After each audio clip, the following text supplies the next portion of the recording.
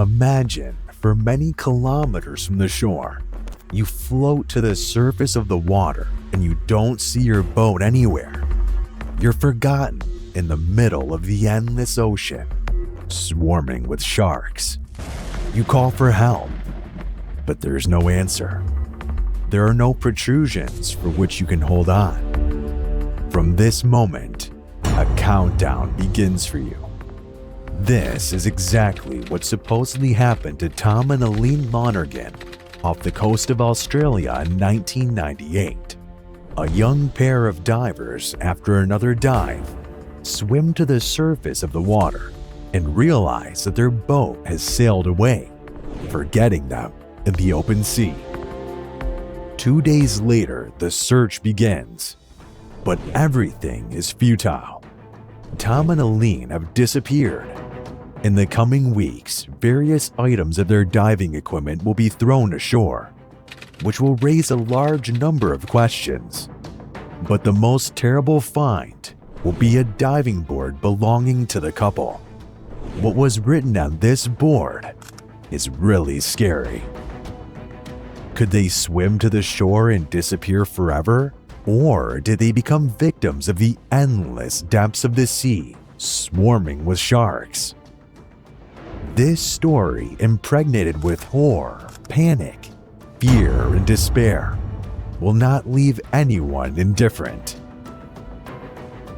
White beaches and crystal clear waters, a large barrier reef in the western part of Australia, one of the best places in the world for recreation. This is also one of the best places for underwater diving, but there's also a dark side of this paradise. On January 25, 1998, the Outer Edge boat left Port Douglas with 26 passengers on board and headed for the ocean.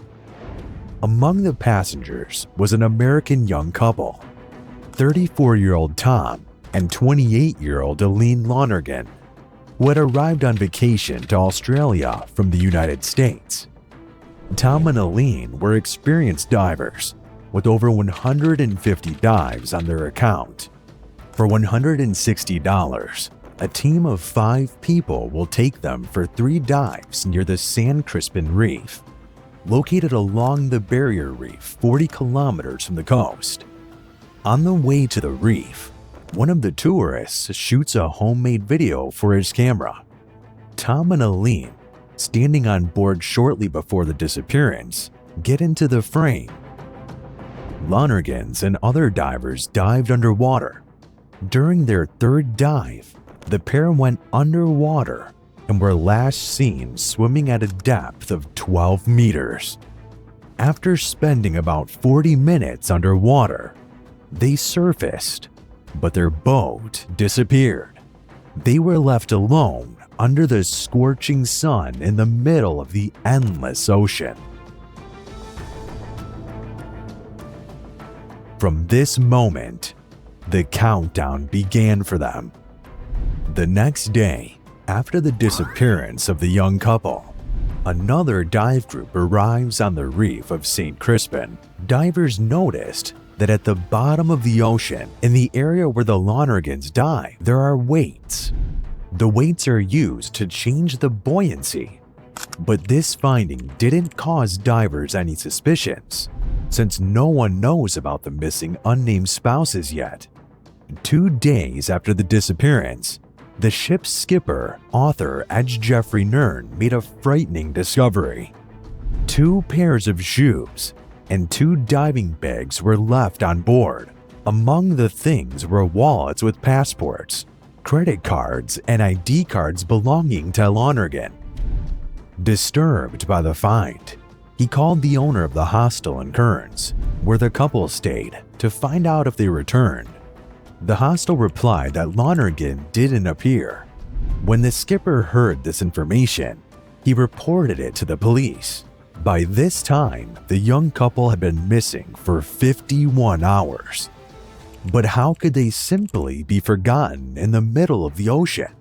As reported, 2 passengers on board the Outer Edge boat were accidentally counted by the crew twice It turned out that when the countdown began, after the passengers were counted on the bow deck, 2 passengers jumped into the water. Then, when the countdown began on the back deck, these 2 passengers who jumped into the water got back on board, and they were counted again.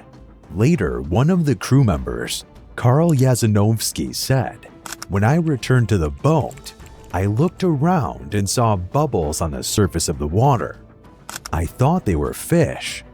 But now, looking back at the past, I can say that these were Lonergan bubbles." After it was discovered that the pair remained on the reef, a massive 3-day search was carried out. 17 planes, helicopters, boats, police, and divers, as well as divers of the Navy, took part in the search operation. On the 4th day, the search was stopped.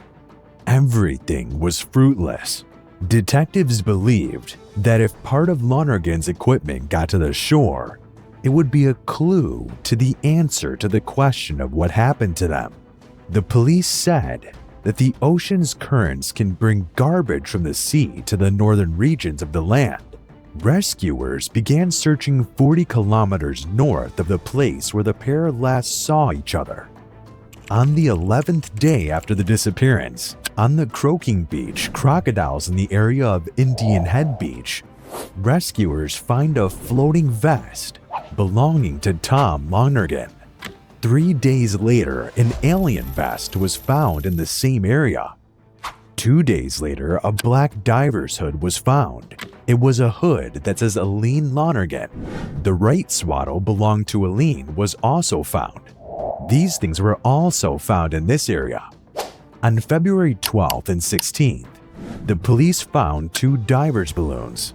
There's no evidence that the balloons belong to the couple, but the police are sure that these are Lonergan's balloons.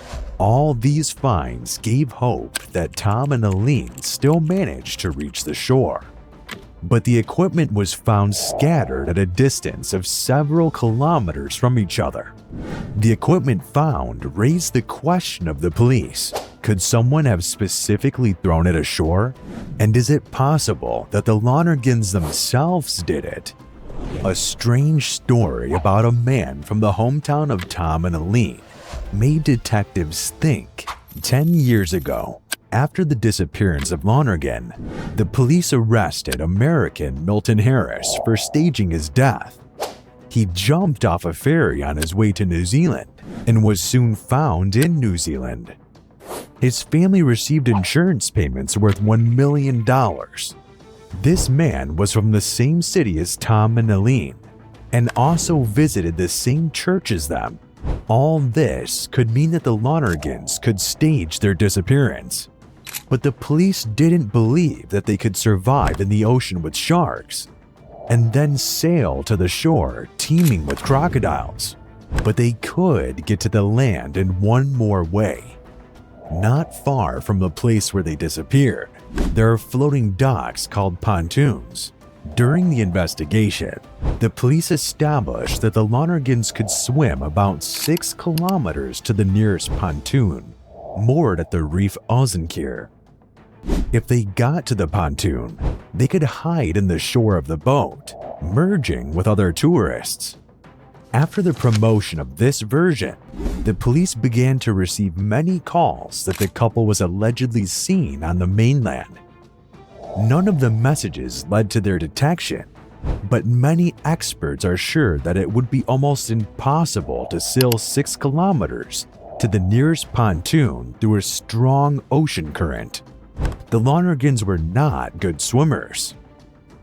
Therefore, the version that they decided to stage their disappearance is unconvincing. In addition, the bank accounts of Lonergan have never been used again, and no one has ever taken their insurance policies.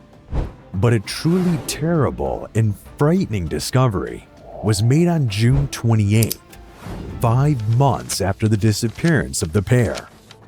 In remote swamps near Archer Point, 2 fishermen find a diver's board.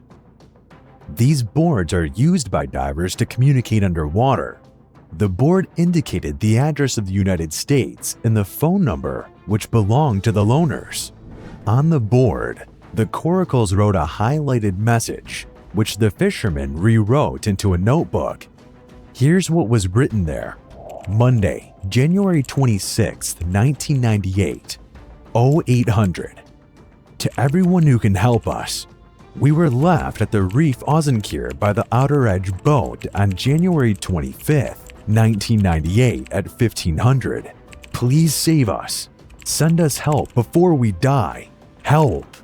The tablet was sent for research to the laboratory, as there were versions that it could have been simply thrown. The growth of seaweed on the board shows that it was in the water since they disappeared. Handwriting experts came to the conclusion that the gloomy message was written by Tom. After the discovery of this find, the whole story was filled with horror and despair. Lonergans were left on the reef at 1500 on January 25th, and the inscription on the board says that they write this message on January 26th at 0800. This means that the couple definitely spent at least 17 hours in the open water. The police said that it is unlikely anyone can live in open ocean water for more than 4 days. At the time of the search, the Lonergans had been missing for more than 2 days. But there's still a little hope. The police reported that unlike other divers, that day, Tom and Eileen wore heavy diving suits that could protect them from the scorching sun and overcooling. But these suits will not be able to protect them from the most dangerous predators in the ocean. Many are sure that Tom and Eileen became victims of sharks. And if you imagine that this was really the case, then it really becomes somehow uncomfortable. But even in this version, there are doubts. Almost all the equipment that was found had almost no damage, which can be expected if they collided with sharks. Except that part of Eileen's suit was torn apart. But apparently, the reason for the rupture of the material around the buttocks and armpits was corals that were found on the way to the coast. Another point that still remains incomprehensible. Tom's swimsuit vest was found disconnected. This means that it was shot specially by hand. And the question arose, why did they deliberately get rid of their suits, which provide them with buoyancy? Experts involved in the investigation suggested that, helplessly drifting back and forth along the waves under the scorching tropical sun, the couple may have been delirious due to dehydration and voluntarily got rid of their bulky equipment. But without the buoyancy provided by their hydro suits, they would not have been able to stay afloat for a long time. The fact that the diving board was found on the shore may mean that Tom and Eileen must have attached it to some floating object. Perhaps this object was part of the equipment from which they got rid of. When Tom and Eileen surfaced and didn't find the boat, they probably thought that when the boat returned to the shore, their disappearance would be noticed and they would return for them. They probably believed and hoped that help would arrive soon and that they were already being sought, but they didn't guess that the search would begin only after 50 hours. No one remembered them all this time. The world-famous Australian diver Ben Crop, with 48 years of diving experience, said personally, "I think they were caught by a tiger shark in the first 48 hours. It's possible that they decided to abandon their equipment in an attempt to sail to the shore, since hydro suits seriously limit swimming due to increased friction. Or is it possible that they took off their equipment and sent it for free swimming, in the hope that someone would notice it, either from the air or from floating objects? But since the search began only 51 hours after the disappearance, the equipment could already be carried away by current for a long distance. They could become victims of sharks. They could drown, being in a daze due to dehydration and powerlessness.